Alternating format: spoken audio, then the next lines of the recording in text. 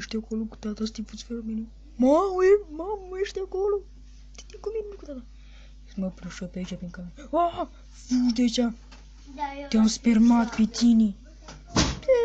Du-te. Bă, dă-mi și să fac în seara. Să vezi ce face mama. Du-te. M-a spermat pe mine, ce frică.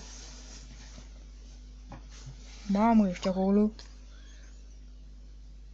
Ești acolo? Păi, măta! Du-te, sărbăta. Bă, mamă, ești acolo? Oare să te caut acolo? Nu, mai bine stai acolo. Stai acolo. Bă, dar nu știu ce să fac în seară, că mama e plictisită, tati plictisită.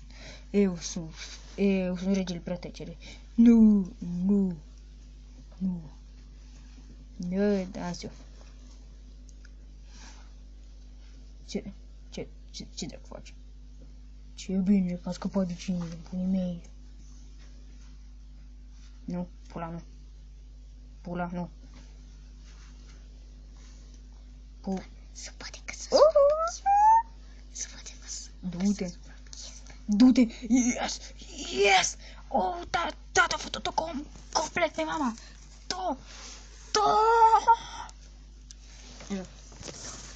Eu sunt tare.